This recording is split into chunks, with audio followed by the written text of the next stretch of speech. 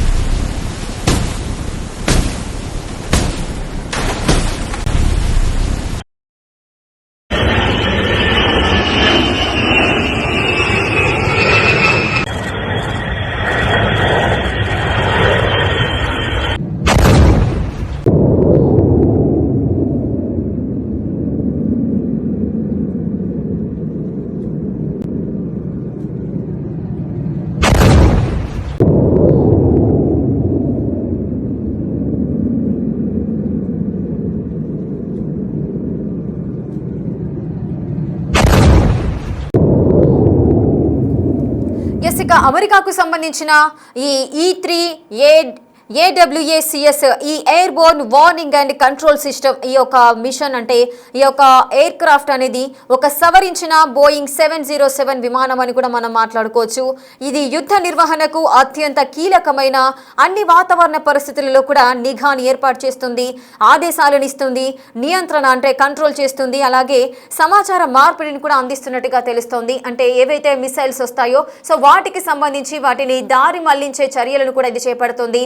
ఎదురుగా వచ్చే ఏవైతే అటాక్ చేయడానికి ముందుకొస్తుంటాయో ఆ మిసైల్స్ ని కానీ డ్రోన్స్ ని కానీ వాటి యొక్క దిశను మార్చే విధంగా ఇది అత్యంత అత్యాధునిక టెక్నాలజీ కలిగి ఉన్నటువంటి ఈ యుఎస్ కి సంబంధించిన ఎయిర్ క్రాఫ్ట్ అని మనం మాట్లాడుకోవచ్చు. అటువంటి ఈ ఎయిర్ క్రాఫ్ట్ ని ఇరాన్ పేల్చేసింది. వందల మైళ్ళలో శత్రువుల క్షిపణులను కూడా ఈజీగా పసిగట్టి వాటి యొక్క డైరెక్షన్ ను చేంజ్ చేస్తూ ఉంటుంది. అటువంటి నైపుణ్యము ఈ ఎయిర్ క్రాఫ్ట్ సొంతమని మనం చెప్పుకోవచ్చు. సో అటువంటి ఎయిర్ క్రాఫ్ట్ ని ఇరాన్ పేల్చేసింది. ఇందులో ఈ ఎయిర్ క్రాఫ్ట్ లో సుమారు 10 మంది ప్రయాణికులు మీన్స్ సైనికులు కూడా ఉన్నారు. సో 10 మంది సైనికులను కూడా మేము మట్టుబెట్టామంటూ కూడా ఇరాన్ ప్రకటిస్తున్న సందర్భాలు ఉన్నాయి.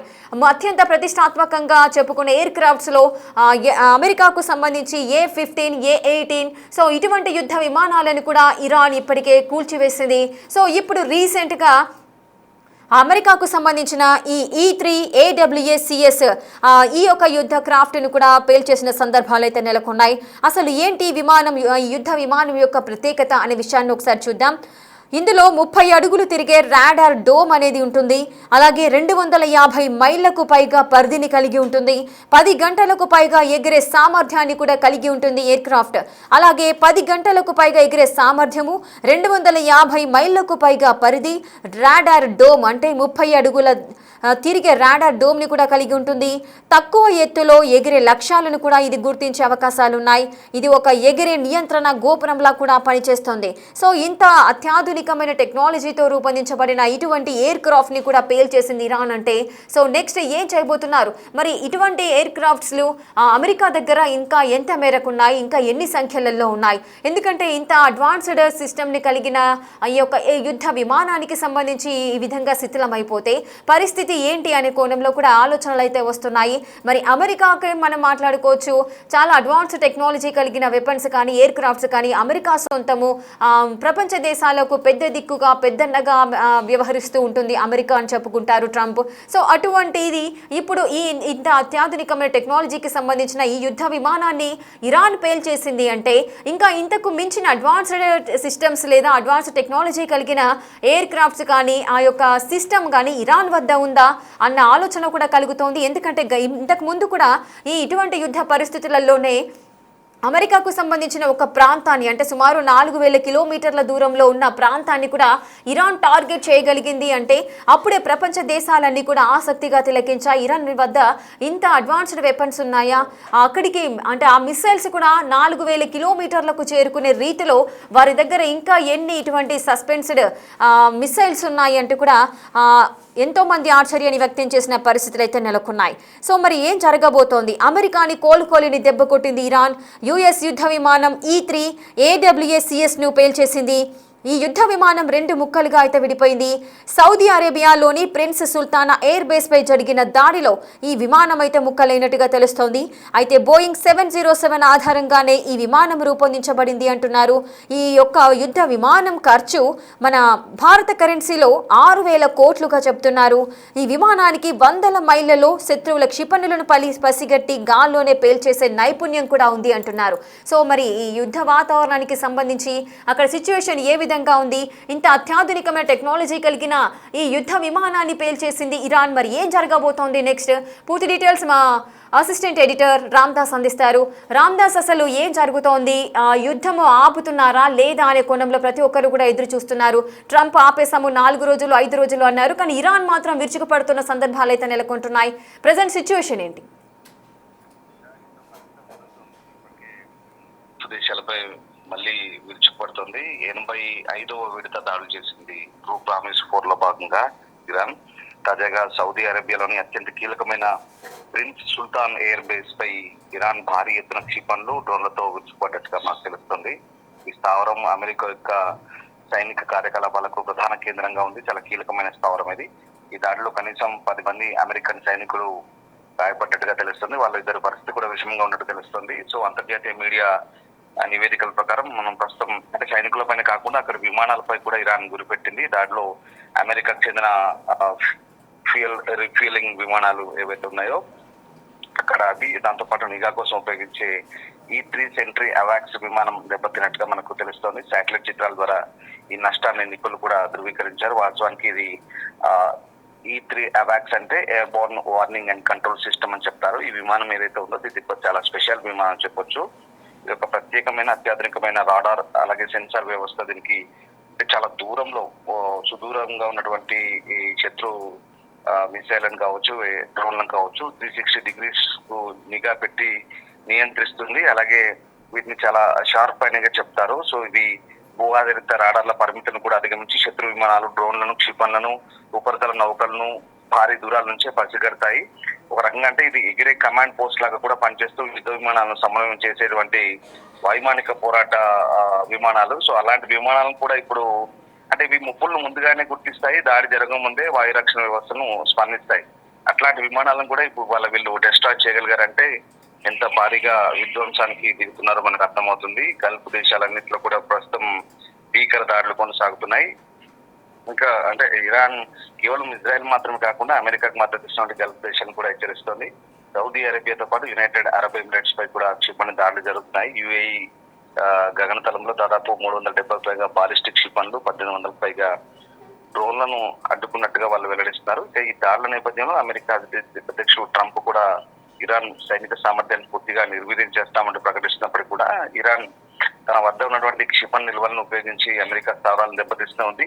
యుద్ధ కారణంగా అంతర్జాతీయ మార్కెట్ లో ముడి చమురు పెరుగుతున్న సంగతి మనకు తెలిసిందే. సో ఇప్పుడు ఇక్కడ యుద్ధానికి ఇప్పుడు చెప్పుకోదగ్గ పరిణామం అంటే హౌతీలు జాయిన్ అయ్యారు. అటు యెమెన్ నుంచి హౌతీలు కూడా ఈ వార్ లో జాయిన్ అయ్యారు.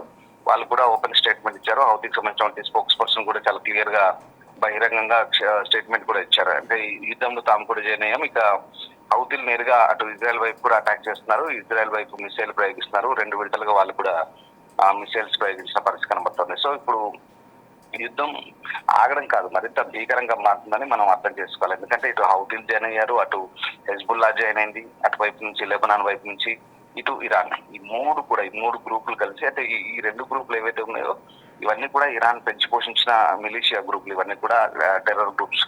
సో ఇన్ని రోజుల పాటు వీళ్ళకి ఆయుధాలు, డబ్బులు ఇచ్చి పెంచి పోషించిన ఈ గ్రూపులన్నీ కూడా ఇప్పుడు ఇరాన్ కు ఈ సమయంలో యుద్ధంలో వాళ్ళతో పాటు జాయిన్ అయ్యి ఏకకాలంలో ఇజ్రాయెల్ పై ఉచ్చిపడుతున్నాయి. అటు టెల్ అవీవ్ కావచ్చు, హైఫా కావచ్చు, జెరూసలేం కావచ్చు, ఇట్లాంటి నగరాలపై అలాగే దాంతో పాటు అమెరికన్ స్థావరాలపై కూడా ఉచ్చిపడుతున్న పరిస్థితి కనబడుతోంది. ఇక ఇరాన్ మాత్రం చాలా క్లియర్ గా చెప్తుంది, అమెరికన్ సంబంధించినటువంటి సైనికులు కావచ్చు, ఎవరైనా ఏ హోటళ్లలో ఉన్నా లేదా ఏ రిసార్ట్స్ లో ఉన్నా ఎక్కడున్నా అవి అమెరికా స్థావరాలుగానే భావిస్తాం, వాటిపై అటాక్ చేస్తామంటూ చెప్తోంది. దాంతో భీకర దాడులు అయితే కొనసాగిస్తున్న పరిస్థితి కనబడుతోంది. కువైట్, బహ్రెయిన్, యుఏఈ, సౌదీ అన్ని ప్రాంతాల్లో కూడా ప్రస్తుతం భీకర దాడులు అయితే కొనసాగుతున్న పరిస్థితి మనకు కనబడతా ఉంది. ఏదేమైనప్పటికీ పశ్చిమాచార్య యుద్ధ వాతావరణం ఇంకా ముదురుతుంది. నానాటికి యుద్ధం పెరుగుతుందని మనకు అర్థమవుతుంది. సో ఆ రకంగా ప్రస్తుతం ఇది భారీ ఒక ఫ్లైట్ అయితే దెబ్బతీసిందని చెప్పాలి. ఆ ఎయిర్ బేస్ లో ఉన్నటువంటి ఇది దాదాపు $1 మిలియన్ విలువ చేసేటువంటి ఈ విమానాన్ని దెబ్బతీయడం ద్వారా అమెరికాకి భారీ నష్టం కలిగించిందని చెప్పాలి. ఒక రకంగా అమెరికా ఇప్పటికే యుద్ధ సామాగ్రి నిల్వలు అడుగంటున్నటువంటి పరిస్థితుల్లో మరి ఇట్లాంటి డ్యామేజ్ చేయడం అంటే నిజంగా ఇది ఇరాన్ కు పై చేయని చెప్పాలి. సో ఆ రకంగా ప్రస్తుతం ఇరాన్ అయితే భీకరంగా విరుచుపడుతున్నట్టుగా మనకు అర్థమవుతుంది. అంతేకాదు అమెరికా ఓవైపు చర్చలు అంటూనే దాడులు కొనసాగుతున్న నేపథ్యంలో మరోవైపు ఇటు ఇరాన్ కూడా అదే రకంగా ప్రతిదాడులు కూడా చేస్తుంది. సో ఇప్పుడైతే ఈ ప్రిన్స్ సుల్తాన్ ఎయిర్ బేస్ పై బాలిస్టిక్ మిసైల్, డ్రోన్లతో విరుచుపడ్డట్టు తెలుస్తుంది. సో 10 మంది గాయపడ్డట్టు తెలుస్తుంది, 2 సీరియస్ గా ఉన్నట్టు తెలుస్తుంది. మరి అంతర్జాతీయ మీడియాలో అయితే రకంగా రామ్దాస్, ఇది అంటే ఇంత అడ్వాన్స్ టెక్నాలజీకి సంబంధించిన ఈ ఎయిర్ క్రాఫ్ట్ అనేది ఈ యుద్ధ విమానము ఎదురుగా వచ్చే మిసైల్స్ ని అది పసిగట్టలేకపోయిందా? ఇప్పుడు మనం అర్థం చేసుకోవాల్సింది అదే. ఇప్పుడు బాలిస్టిక్ మిసైల్స్ అన్ని కూడా వీళ్ళు ప్రయోగిస్తున్నాయి. ఫతా క్షిపణులు, కొర్రంషేర్ క్షిపణి లాంటి అత్యంత ఆధునిక క్షిపణులను ప్రయోగిస్తున్నారు. సో అక్కడ ఏమాత్రం ఏమరపాటుగా ఉన్నా డిఫెన్స్ చేయలేకపోయినా, ఎయిర్ డిఫెన్స్ చేయలేకపోయినా ఇవి విధ్వంసానికి గురవుతున్నాయని మనకు చాలా క్లియర్ గా అర్థమవుతుంది. ఇక్కడ ప్రస్తుతం ప్రిన్స్ సుల్తాన్ ఎయిర్ బేస్ లో కూడా అదే జరిగిందని చెప్పాలి.